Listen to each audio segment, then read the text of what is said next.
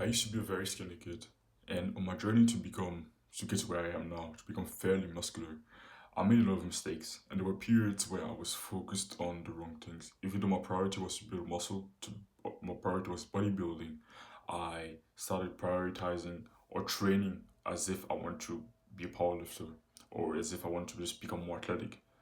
Even though my priority was build muscle, build as much muscle as possible. So in this video, I want to talk with you about how I train for pure muscle growth, what I do to just purely get bigger muscles, because that's my priority. Of course, yeah, you're gonna get stronger on the side. Of course, yes, you're gonna become more athletic. But if it's your priority, train like it. And it's not like again, you're also gonna build some strength on the side. I've become a lot stronger in comparison to where I was just 3 years ago. Became a lot more athletic thanks to training like a bodybuilder, but it should be your priority. You can still build muscle training like a powerlifter or training like a footballer or something like that. But to truly maximize muscle growth, I would recommend you train for pure muscle growth. And in this video, I want to tell you how I personally train for pure muscle growth, for pure bodybuilding. First tip I could give you, first thing that I really prioritize is to just stretch the eccentric part of the movement. So for me, subconscious like just automatically, I was always focused on the squeeze, and I was always trying to really squeeze the muscle as much as possible at the end of the concentric, because I thought it somehow was more beneficial than the eccentric part. But more and more studies have been coming out showing that the eccentric part of the movement, so the part where you're lowering the weight, the part where the muscle is being lengthened, the part where the muscle is being stretched, is actually the most important part of the movement. It's actually more important than the squeeze and the shortening of the muscle. So what I've been doing recently, just for the last few months, I've been prioritizing the eccentric as much as possible to stretch. I've been really controlling the eccentric, and I've been trying to just get as much stretch as possible on every exercise I perform. So today, for example, I trained back, and I one of the exercises I did was a supinated grip lat pull down. So a lot of people would do pull ups or even lat pull down, and they would stop here. They'll stop when their arms are locked out, but the ears, their shoulders just they could get a deeper stretch on their back by just allowing the shoulders to just come up to their ears, literally. But most people stop around here. Some people don't even lock out their arms. They keep their arms bent throughout the whole movement on pull downs, pull ups. That isn't necessarily the best way to go about it, because you could get an even deeper stretch. Today, for example, as I was doing a supinated grip lat pull down, and every single rep, I went up to here until my shoulders were literally touching my ears. And the stretch was amazing, and I got an amazing mind muscle connection. But you wanna know what? I didn't even go down to the point where the bar touched my chest. I went just down slightly below my chin. So I could have gone a little bit deeper and touched my chest with. But I just thought, why waste more energy in a part of a movement that isn't necessarily as beneficial as to stretch? I could save more energy to be able to do more reps and spend more time in the stretch position instead of going down to the chest on every rep. And there's nothing wrong with going down that deep. There's nothing wrong with really like touching the bar to your chest on on that pull down. But I just personally prefer not to do it. I prefer just to go just below the chin and then really prioritize, go slow on the eccentric, because I know it's the most important part of the movement. And I've been doing this with every single exercise. I've been really prioritizing the eccentric, the stretching part of the movement, the part where the muscles being lengthened. And that's the part where I always pause. For example, I'll take an example with lat pull down. This is pretty much the way I performed the exercise. I grabbed the bar, went down to here, then controlled the way up the eccentric, went up, really stretched the back, and then around here I took a small pause, and then I went back down. I do that with every exercise. I always pause at the end of the eccentric. I always pause at the most stretched part of the movement. Uh, In the past, I used to pause here. I used to pause at the part of the movement where the muscle was shortened, where the muscle was contracted. But I just stopped doing it. I just thought to myself, yeah, why waste energy there when I could put that energy into the eccentric phase. And there's nothing wrong. You could still put the enough to do concentric. There's nothing wrong with that, but that's just what I personally prefer and I find better. Second thing that I want to talk about today is double progression, progressing. Because just a year ago, I wasn't making any good progress. I wasn't really progressing from week to week.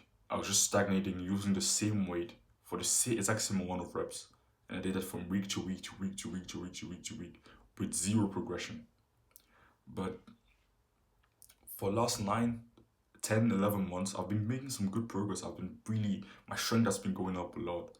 And if you want to train for, even if you want to train for pure bodybuilding and your focus is really just building muscle, you still need to be consistently making progress when it comes to your strength.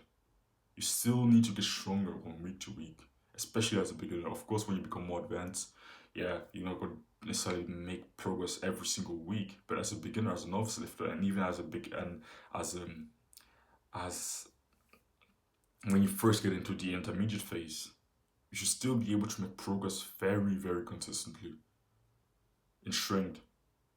Because if, for example, on bicep curls, for one whole year, you just keep doing bicep curls with 20 kilograms with the bar, like just sending bicep curl, you do it with 20 kilograms with the bar, and you don't progress at all. You do it for 20 kilograms for 10 reps. And then 2 years later, you still do 20 kilograms for 10 reps. How do you then expect your biceps to just get magically bigger? That's just isn't possible. Of course, there are other ways maybe to progress. You don't necessarily have to progress with reps. Sometimes you can progress on a certain exercise by just improving technique. But most of the time, in the long term, you should be getting stronger on the exercises you perform. And that strength, it could come from adding reps or maybe adding weight or maybe doing both. And the principle of double progression is basically doing both. So you progress you add reps and then you add weights. So basically, you have a rep range. For me, I have different rep ranges for different exercises, but I would say a rep range that I use for a lot of the exercises that I perform is 6 to 10 or 5 to 10 rep range. So I'll start with 5 reps or 6 reps, and I'll slowly go up. Every week, I'll add 1 rep. I'll do 6, then 7, then 8, then 9, then 10. And when I reach 10, then the next week, I add as much weight as I need to add to go back to 6 reps. So I add maybe 2 kilograms, 2.5 kilograms, or maybe 5 kilograms, or maybe 7.5 kilograms. So I can go back down to 6 reps. And then I slowly go back up until I reach 10. Then I add weight until I go back to 6. And then I slowly add reps until I reach 10 again. That's basically how double progression works. You don't have to do double progression with every exercise. There's some exercises where I just add reps, or maybe some exercises where I just add weights. But double progression often works really well for most exercises where you have a rep range, and where you reach the top end of your rep range, you just add weights. And that could help you to really progress well in the long run. And the third thing, and the last thing I want to talk about today, is just mind-muscle connection. I've been really, really focused on really feeling the muscle on every exercise I perform, because in general, it hasn't necessarily been shown. Feeling the muscle well doesn't necessarily mean you actually build more muscle, but I just really like to feel the burn and really feel the muscle when I'm training it. So in general, because I've been so focused on technique, just in general, I've started just feeling the different muscles that I train a lot more than usual. But sometimes, if I don't really feel some good mind muscle connection on a certain exercise, I might just change it. In the past, I used to perform different exercises for tricep. I was really experimenting with tricep exercises, and I did tricep push down. I didn't really like it because I wasn't really feeling my triceps so well. Like, of course, yeah, I still think they were the limiting factor there, but I just didn't feel them that well. Even when I was doing like high reps, so I just switched and experimented with different exercises, and now I've been really loving 2 exercises that I just added to my routines for triceps, or the cable overhead extension with the V bar, cable overhead extension, and the second one is just inverted skull crushers. So I don't really like the skull crushers themselves. I don't know why. They're not bad for me, but I also don't find them super exceptional. I don't really feel an amazing burn on skull crushers, or maybe I just have to experiment with it more. But I really enjoy inverted skull crushers. So basically, you do skull crushers, but with your body weight. Normal skull crushers, you grab the bar and then you get it down to your forehead or maybe your neck or maybe behind your head. But basically, and the vertical skull crushers, you basically just do it with your body weight. You grab the bar here, like you would do a push up, but you go down. You basically do a push up by grabbing your bar, and then you go down maybe to your neck or maybe to your forehead or maybe if you want to behind your head. And yeah, I've been really, really enjoying it.